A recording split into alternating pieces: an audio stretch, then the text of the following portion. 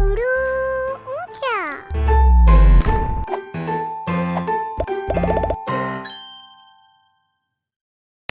हम वो अल्फाज सीखेंगे जिनमें शीन दरमियान में इस्तेमाल हुआ है। मशरूम, कश्ती, किशमिश, नाशपाती। मेरे साथ दोबारा पढ़ें। मशरूम, कश्ती, किशमिश, नाशपाती। मशरूम ये छतरी की शक्ल का होता है। इसे खाने में इस्तेमाल किया जाता है, जैसे ऑमलेट, पास्ता। क्या आपने मशरूम से बनी हुई कोई और डिश खाई है? कश्ती, ये देखें, ये कश्ती है। ये पानी में चलती है।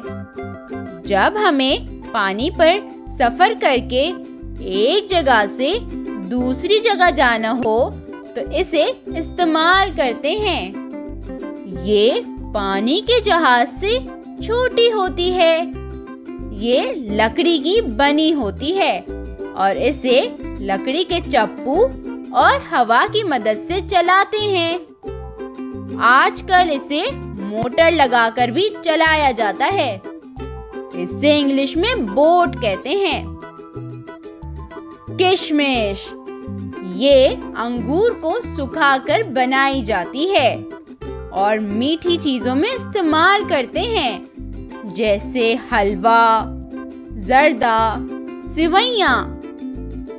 नाशपाती, ये हल्के हरे और पीले रंग की होती है। इसे खाने से हम बहुत सी बीमारियों से बचे रहते हैं। ये रसदार होती है। इसे इंग्लिश में पीयर कहते हैं। इन अल्फाज को मेरे साथ पढ़ें। मशरूम, कश्ती, किशमिश, नाशपाती। इन तस्वीर को गौर से देखें और बताएं कि इनमें किन अल्फाज के दरमियान में शीन इस्तेमाल हुआ है। किशमिश, खुबानी, अनानास, मशरूम, आड़ू, नाशपाती।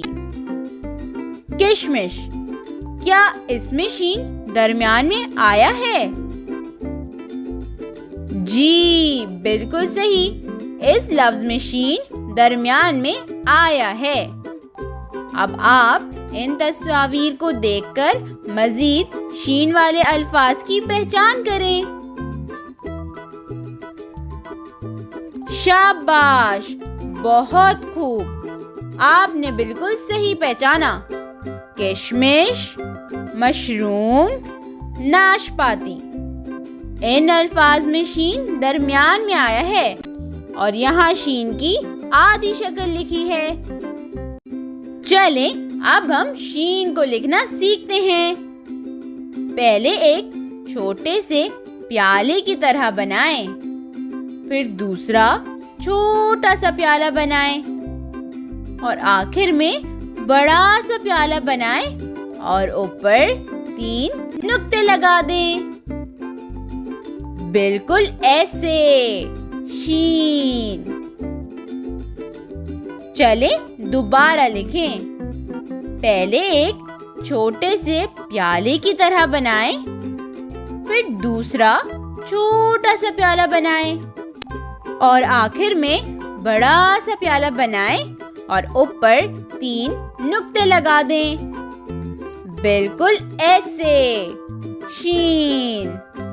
बहुत उम्दा। Like, share and subscribe.